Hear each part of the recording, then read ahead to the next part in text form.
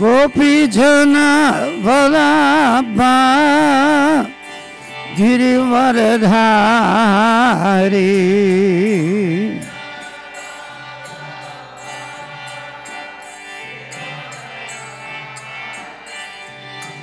Gopi Jana Vallabha Girivaradhari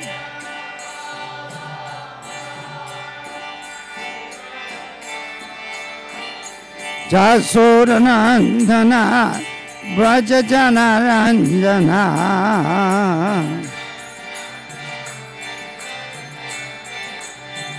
Jasodanandana Brajajana Ranjana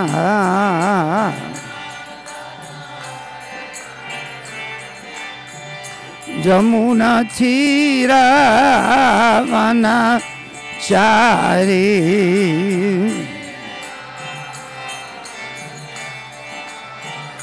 Jamuna Tira Vanachari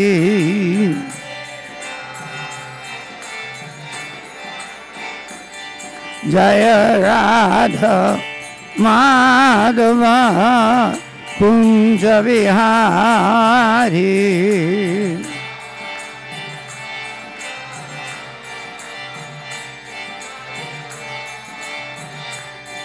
Jaya Radha Madhava Kunja Vihari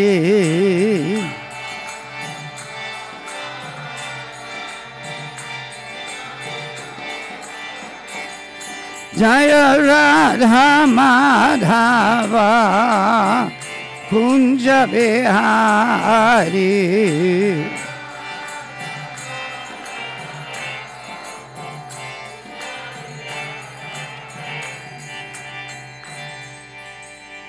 Jayam Vishnupad Paramahamsa Parajagacharya Sutara Shri Shriman His Divine Grace A.C. Bhaktivedanta Swami Srila Prabhupada Ki Jai Ananta Kori Vaishnava Vrindi Ki Jai Namacharya Haridas Thakur Ki Jai Prem Sukho Sri Krishna Chaitanya Prabhu Nityananda Shri Advaita Gadadhar Shivasri Gaur Bhaktivedanta Ki Jai Shri Shri Radha Krishna Gop Gopinath Syama Kund Radha Kund Giri Govardhan Ki Jai Sri Vrindavan Dham Ki Jai Navadvip Mayapur Dham Ki Jai Sri Jamunamai Gangamai Bhakti Devi Tulsi Devi Ki Jai Srila Prabhupada Ki Jai Srila Bhakti Siddhanta Saraswati Goswami Maharaj Prabhupada Ki Jai Sri Sri Gauranitai Ki Jai Sri Sri Jagannath Baladev Subhadra Ki Jai Sri Sri Rukmini Dwarkadish Ki Jai Nudwarka Dham Ki Jai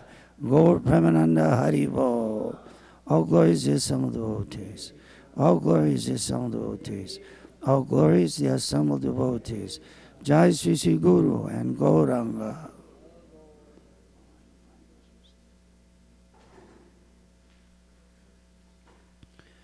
Om Namo Bhagavate Vasudevaya.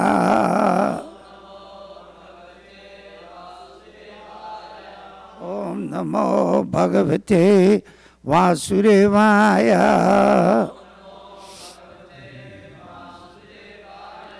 Om Namo Bhagavate Vasudevaya. Srimad Bhagavatam, Canto 9, Chapter 18, Texts 6, 7, 8, 9, 10, 11, 12 to 14, 15, and there's a purport on 16. So I'll read everything up to 16. Shri Shuko Vacha Ekadadana Vendrasya Sarmistana Namalan Kanyaka Shaki Sahasra Samyuda Kuruputriya Cha Bhamini Devayanya Parodhyanye Puspita Druma Sankule Vyacharat Kalat Kitali Nalini Pulini Bala. Translation. Sukadev Goswami said, one day Vrishaparva's daughter Sarmista, who was innocent but angry by nature, was walking with Devayani, the daughter of Sukracharya, and with thousands of friends in the palace garden. The garden was full of lotuses and trees of flowers and fruits, and was inhabited by sweetly singing birds and bumblebees. Ta jalasaya masadya kanya kamalalochanaha tire nyasya dukulani vijaru sanchatir mita. When the young lotus-eyed girls came to the bank of the reservoir of water, they wanted to enjoy by bathing. Thus they left their clothing on the bank and began sporting, throwing water on one another. Vikshyavrajantam girisham sahadevyavrashastitam sahosatiryawasamsi paryadhur vridita striyaha. While sporting in the water, the girls suddenly saw Lord Shiva passing by, seated on the back of his bull with his wife Parvati. Ashamed because they were naked, the girls quickly got out of the water and covered themselves with their garments. Sarmista janati vaso kuruputriya samavyayat sviyam matva pakupita devayani dama bravit. Sarmista unknowingly put Devayani's dress on her own body, thus angering Devayani, who then spoke as follows. Aho nirikshatam asya dasya karma hiya sampratam asmadaryam dritavati suniva havir advare. Oh, just see the activities of this servant maid Sarmista. Disregarding all etiquette, she has put on my dress, just like a dog snatching clarified butter meant for use in a sacrifice. Yayirdam tapasa shristam mukam pumsam parasyame daryate yar iha jyoti shiva panta pradarshitaha yanvandanti upatistante Lokanatak Sureshwaraha Bhagavan Api Vishmatma Pavana Sriniketanaha Nayam Tatrapi Brigava Shishya Na Pita Suraha Asmadaryam Tritavati Sudravedam Ivasati. We are among the qualified Brahmins who are accepted as the face of the Supreme Personality of Godhead. The Brahmins have created the entire universe by their austerity, and they always keep the absolute truth within the core of their hearts. They have directed the path of good fortune, the path of Vedic civilization, and because they are the only worshipable objects within the world, they are offered prayers and worshipped even by the great demigods, the directors of the various planets, and even by the Supreme Personality of Godhead, the Super Soul, the Supreme Purifier, the husband of the Goddess of Fortune. And we are even more respectable because we are in the dynasty of Bhrigu.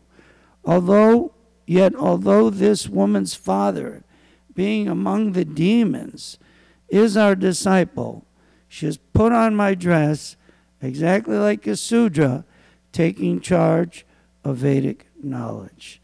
Text 15. Evam chipantim sarmista kuruputrim abhasata rusha swasantya urangiva darshita dastadachada. Sukadeva Goswami said, when thus rebuked in cruel words, Sarmista was very angry, breathing heavily like a serpent and biting her lower lip with her teeth. She spoke to the daughter of Sukracharya as follows. And today's verse, Atma Britam Avigyaya Katase Mahubhikshukui Kimna Pratikshase Smakam Grihan Bali Bhujo Yata Atmavrittam abhigyaya katase bahu bhikshuki kimna pratikshase shmakam grihan bali pujo nita atmavrittam abhigyaya katase bahu bhikshuki kimna pratikshase smakam grihan bali pujo yata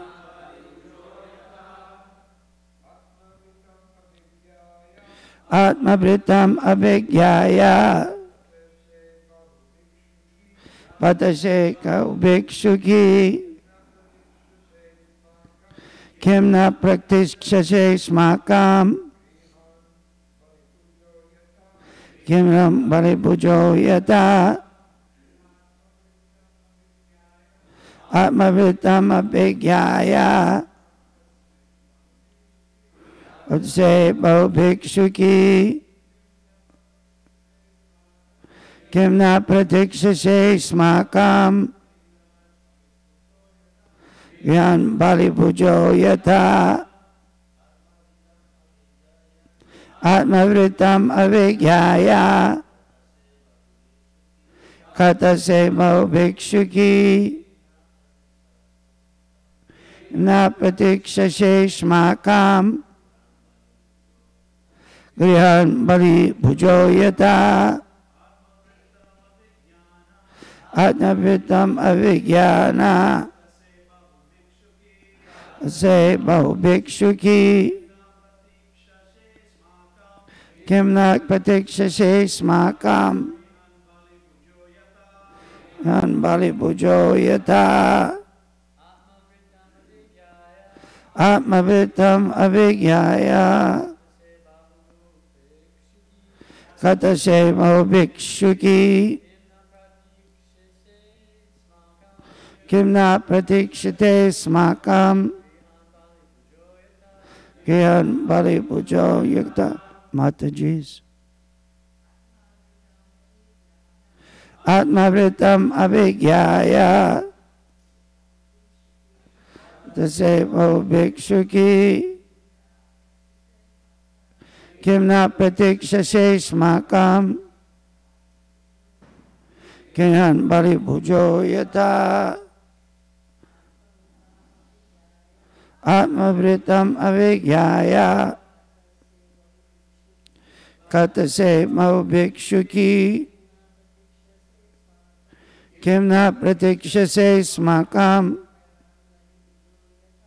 Gyan bali pujo yata atmavrittam one's own position abhigyaya without understanding katase you are talking madly bahu so much bhikshuki beggar kim whether na not pratikshase you wait ashmakam hour grihan at the house bali puja crows yata like.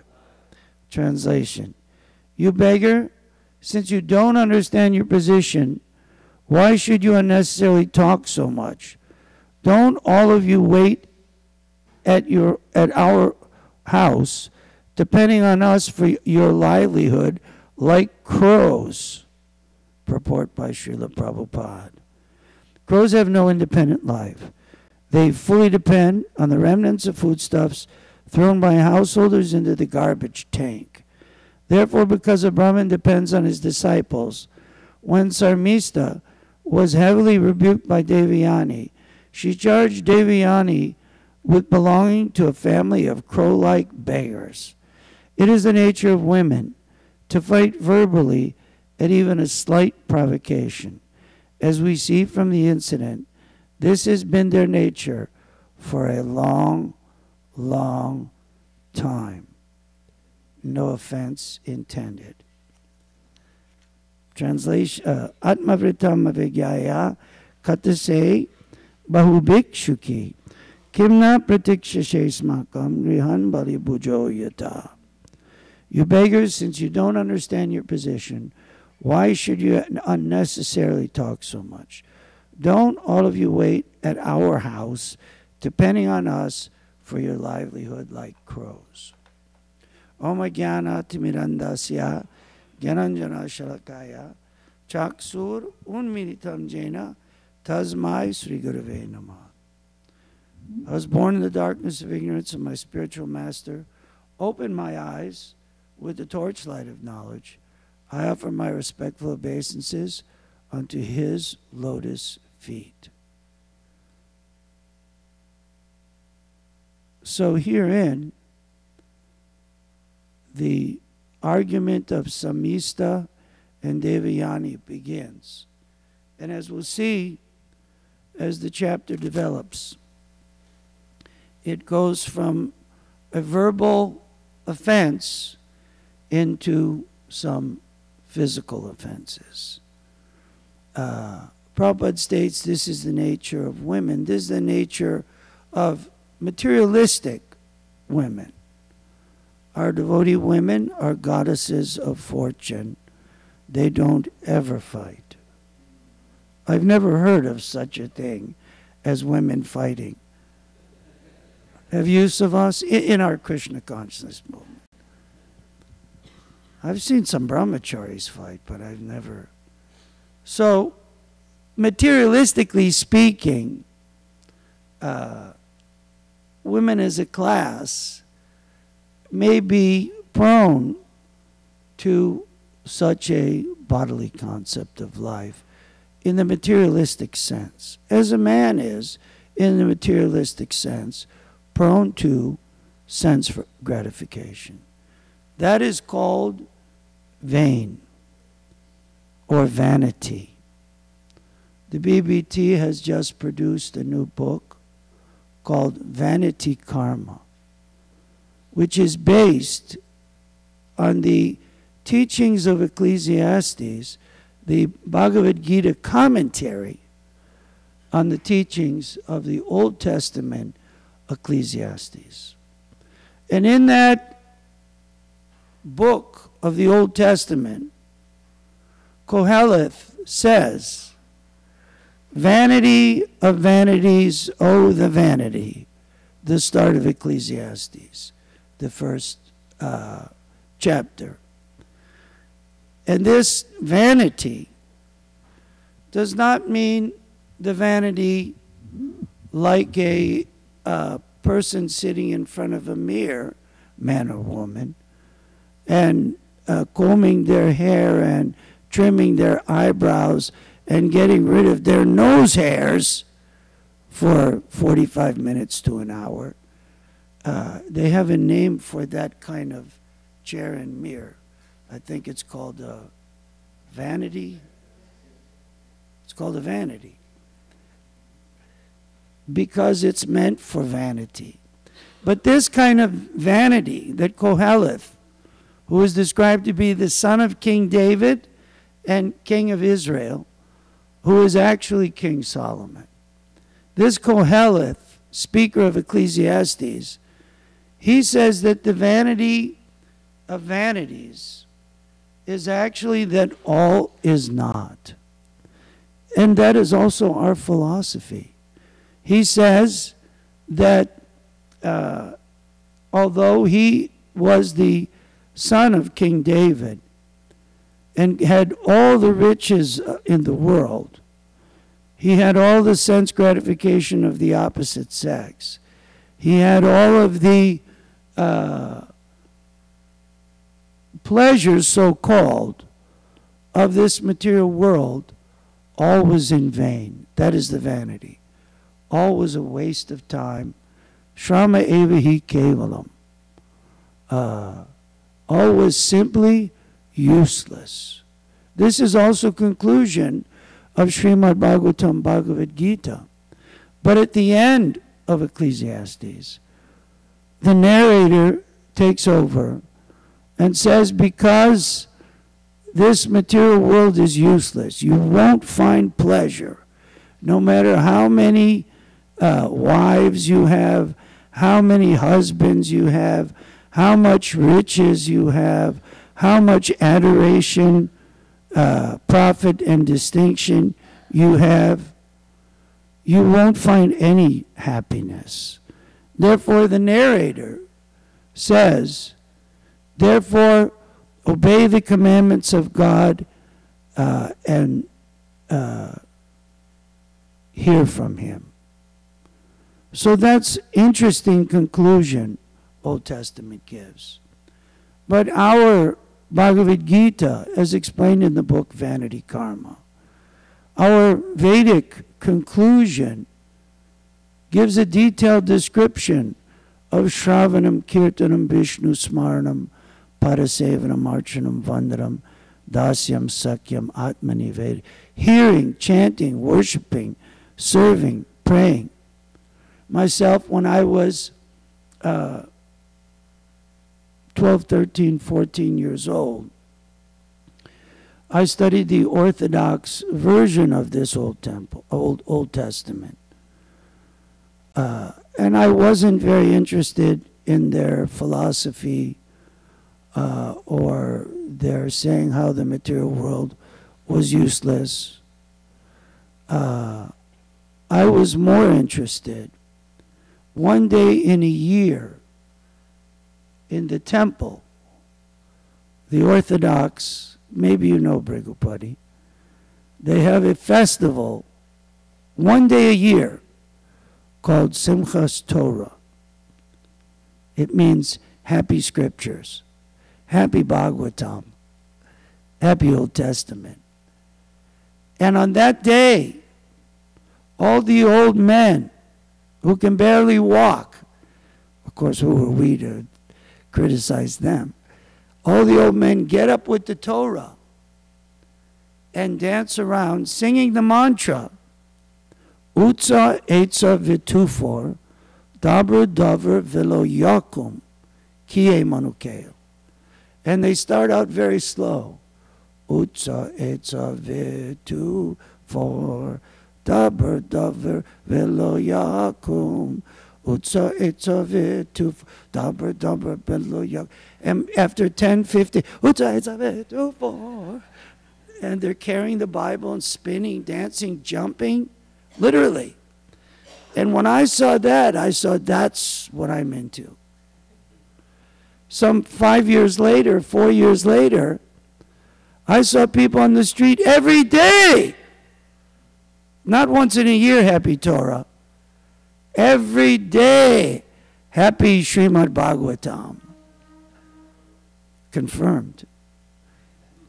Happy Bhagavad Gita. Dancing, spinning, holding the Gita in the air. And I thought, that's the spirituality I like. That's the rhythm. I didn't even know the philosophy. I wasn't that concerned. I was a Mayavadi at the time. But seeing the chanting of starting out very slow, the complex mantra, Hare Krishna, Krishna Krishna, Hare Hare, Hare Rama, Rama Rama. I thought this is real happiness in life. It started out slow, and just like the old rabbis and holy men of the Torah faith, these devotees sped it up faster and faster and faster to reach a transcendental crescendo.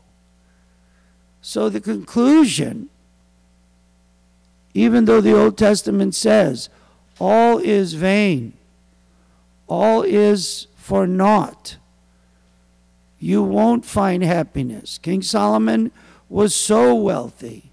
He was so powerful. He was so adored. He was so distinguished. But he claimed there's no happiness to be found. Therefore, Bhagavad Gita, Srimad Bhagavatam, Chaitanya Charitamrita say, engage in Krishna's service by hearing and chanting about Krishna. Shravanam, Kirtanam, Vishnu Smaranam. This is the actual conclusion. This is the purport given in our new publication. And that purport, that service, is real happiness and satisfaction in life. People are fighting. Kali Yuga is characterized. What is that? Prayanalpayusa sabya kalo asmin yuge jana. Manda sumanda matayo manda bhagya hi upadrita. Srimad Bhagavatam, first canto, states that men/women in this Kali Yuga are quarrelsome, misguided, unlucky, and always disturbed. That's the nature of this age. No one by nature is self-satisfied. One has to work in Krishna consciousness for self-satisfaction. Otherwise, by nature, Bhagavatam states, one is always disturbed. Therefore, even at a slight provocation, one can cause physical harm. There was a story yesterday that I think it was here in LA, somewhere in California. A man was at the coffee shop getting coffee. A 20-year-old boy on a skateboard. And some 50-year-old man was harassing him in some way, for some reason.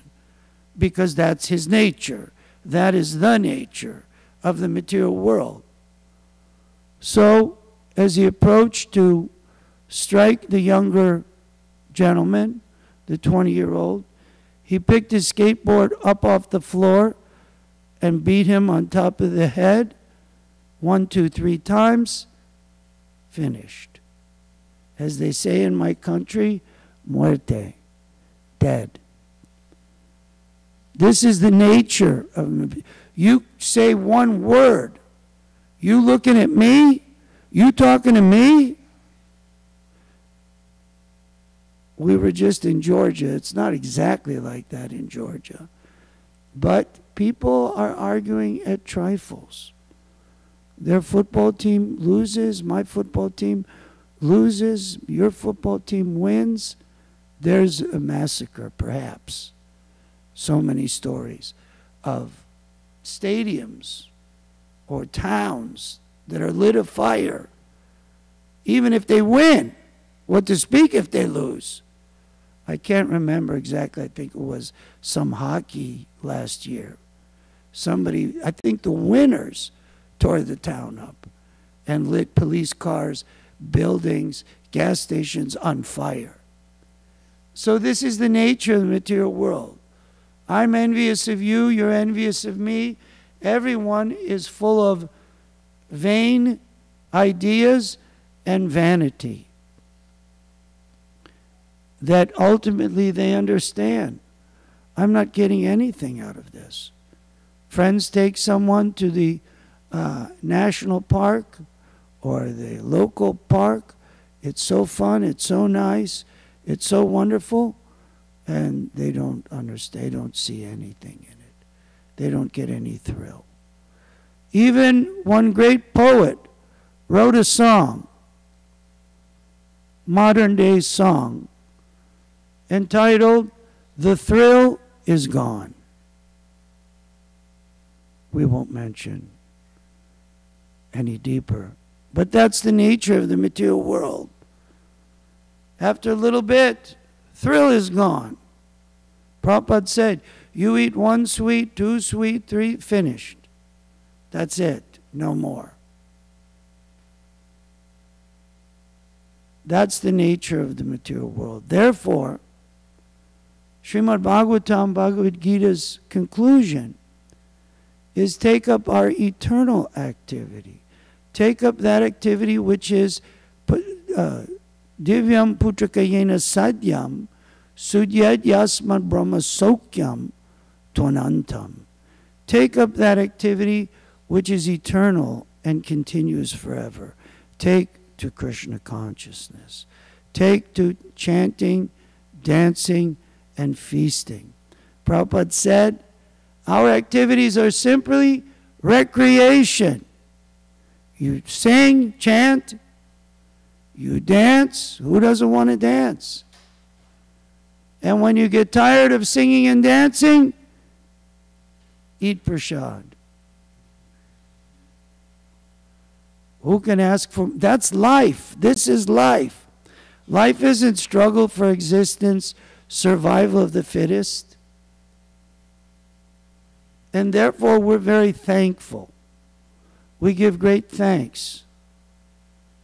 Of course, their thanksgiving, we don't want to discuss so much.